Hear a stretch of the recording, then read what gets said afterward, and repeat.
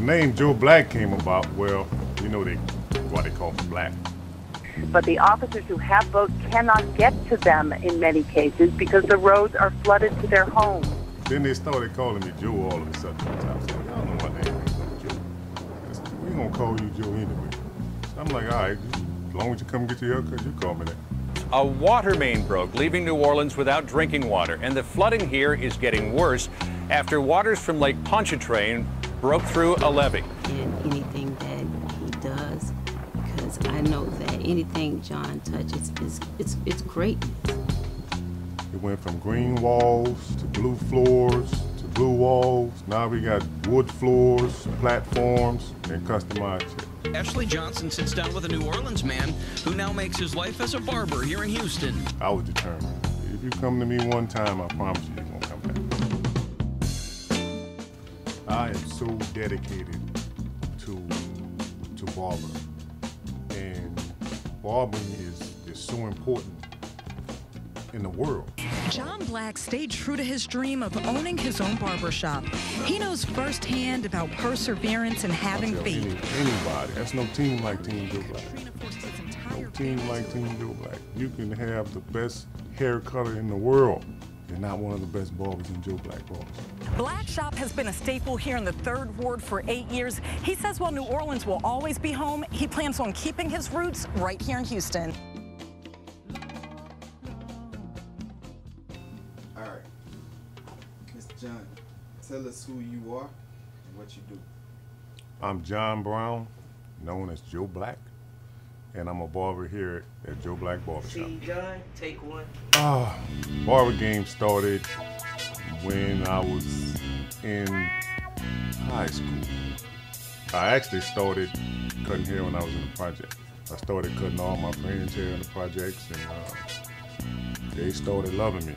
So they kind of gave me a name. The name Joe Black came about, well, you know why they call me Black. But then they started calling me Joe all of a sudden. I was like, y'all know my name ain't no Joe. We're gonna call you Joe anyway. They just put it together, Joe Black. So I'm like, okay, cool. So that became my nickname, Joe Black. See, Tierney, take one. I'm Tierney Brown, and I do manicure and pedicures inside of Joe Black Barbershop. He took me to the projects, and actually I didn't even know that he was from the projects. So when we went that way, I was like, where are we going? And he said, well, this is where I've been born and raised. This is where my mom lived and everybody. So he introduced me to the family, and he's been there, and when we were in school as well. So he worked in the project, and he went to school, and then he'll leave from cutting at the school and back into the project. I actually went to a barbershop on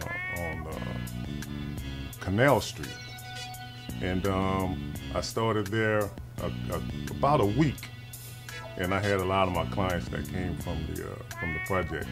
And when they came in, the barbershop was kind of a calm environment, but my clients coming from the project was a little rowdy. So I wound up staying there for about a week. The owner put me out and said, no, I can't deal with your clients. Back to the project I went. But in the project, I actually set my mother's living room up like a barbershop. I had the barber chair, the mirror, the lights, the music, the AC when it's hot. So everybody was comfortable and they'll come get their haircut in the project because they felt like they was in a barbershop. And I, again, appreciate my mom so much for giving up her living room space for me for that. Let's fast forward. Okay. Katrina hits, tragedy. Tell us about the experience. Tell us from an emotional standpoint where you and John's minds were at that time. There's one story that there's an officer up on this bridge, and his mother is stranded in one of the homes that we can see from here.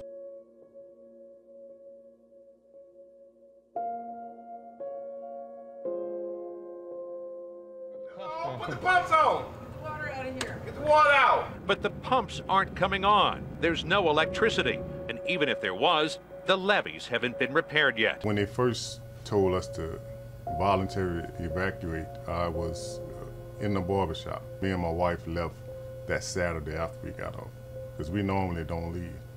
And we just left, said we just gonna roll out to Texas and stay there for about a weekend until it's over with and then go back. But lo and behold, that didn't happen. Hurricane Katrina hit and here we was stuck in Houston. I was afraid. I leaned more on my husband. We actually were lost because we were riding. We didn't. When we hit Texas ward, we thought that we were actually at our destination, not really realizing how big Texas was. Because before, when the storm happened, after it happened, the next day it was a beautiful day. Everybody was outside enjoying. She said everything good, but that night, the water started rising. We can certainly see what's happened all across the city as we drove around the city of New Orleans. On just about every street you went up or down, there was flood water. So I told my mom, I said, get all your medication and turn your cell phone off. And wherever you go, I'm coming to get you. And it just so happened that my mom and my family got on the bus that brought them here. That was a sight that I never want to see again. My mom was a strong woman. She raised me and my brother by herself in the projects. That's hard to do. And to see my mom with the expression on her face like she was scared, that was horrific for me. I never want to see my mom like that again, never. I'm sorry, y'all. I can't. This is. Now I'm homeless. You guys had to start over from scratch. Yes. The shop and everything. How did you guys do that? How did you manage to do that with limited resources? John, he went out and he went and bought a pair of pants, A pair of khakis, and a shirt, a polo shirt, and some shoes, some brown shoes. He went around looking at different barbershops. My mom, she was always a pusher. She would always tell me and my brother, because I was raised up with me and my brother, she used to always tell us, if you want something, go get it. Don't ask nobody for nothing. And once I came to Houston, that instinct just kicked in. And John he don't depend on nobody. His pride in everything, and as a man, you know, he feels like, I got to do something. So he found a barbershop.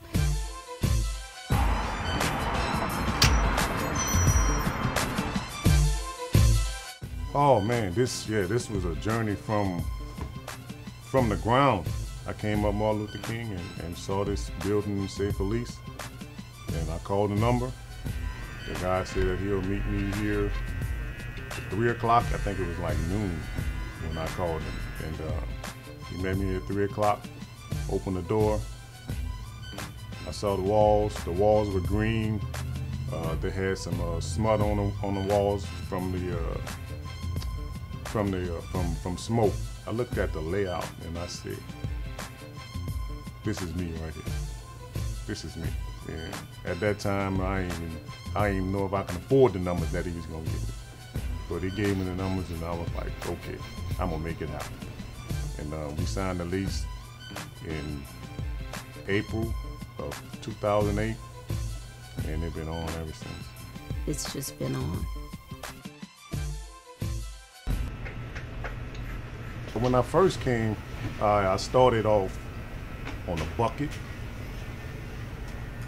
in a corner with the clip with my tools that I had. He came in and actually he started on a bucket and a lamp and one folding chair.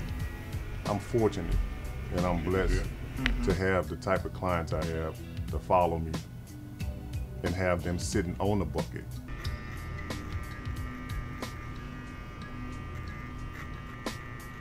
My mother-in-law brought my first chair. So, I came here with like $2,000 in my bank account. And I worked every day to make sure I put everything back into the shop. You know, he's passionate about his craft. He eats, sleep, and breathe this. To able to get a manicure and pedicure, to sit and customize Joe Black barbershop chairs. There was a vision, and it's still not done yet. So everything I've done, it was a vision for me to say, I can improve this. And that's how I am with my clients, that's how I am with my craft. I always see that I can make an improvement. My team is my family. So I want to make sure that when I hire somebody, everybody's in here, they're making money. They're making enough money to feed their family. I get my blessings from blessing other people and seeing growth in other people. You know, so my team is my family, and I'll do anything to see them grow. John is very driven. John, he has tough love. He motivates me. He pushes me. Sometimes he pushes me to the degree where I feel like I'm about to go crazy, but I know that it's tough love, and I know he wants the best for everybody. See, Titus, take one. I've always been drawn to art, so I feel like barbering somewhat is an art form of craft. Well, I just have to know him. I know his intentions behind everything, and he just wants the best for everybody. I'm learning the business aspects of everything, how to treat people as far as customer service, how quality takes you far in life, things like that. I pride myself in respecting customers and always greeting customers every time they walk in my door, and even when they're leaving out. Okay, have a great day. Once they get that, and once they get out this chair, getting this Joe Black, I have them walking bow-legged out there. They change their walk.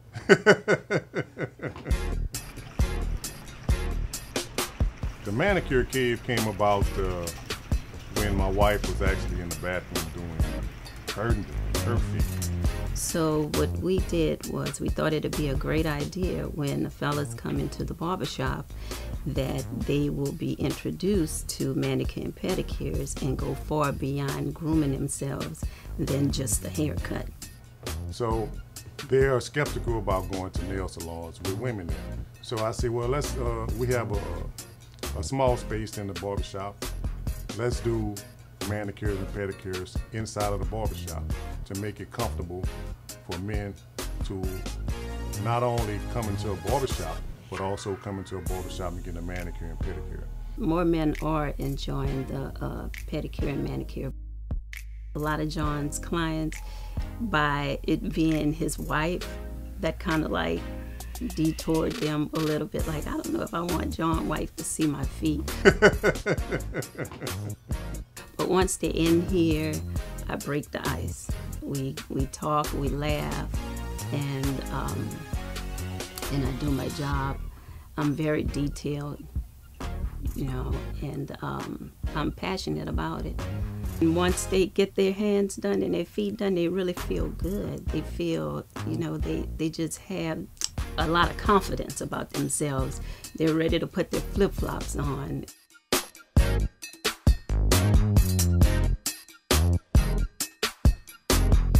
The change don't stop because God not through with me yet. And like I said before, Houston showed our family so much love and acceptance to I had to find a way to give back to Houston. And I said, let's start with the kids, because the kids are our future. And I started out with giving 50 backpacks. And we put the school supplies in it, and that's all we did was 50 backpacks. But the reaction from the parents and the kids, the expression on the kids' face, it was like, I can't stop doing this.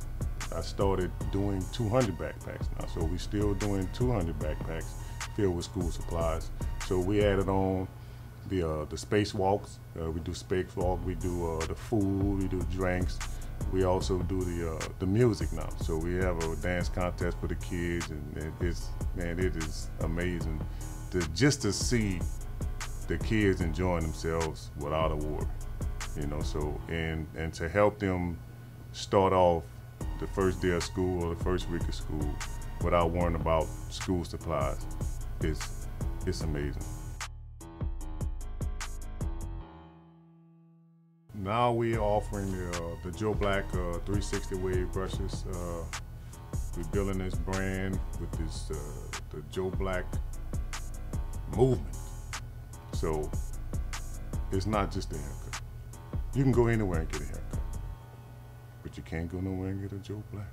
Come and get a chop at Joe Black Barber Shop. Joe Black. We do the fades, yeah. But y'all with the blades. Specialize in all cuts. We the #1 spot. Joe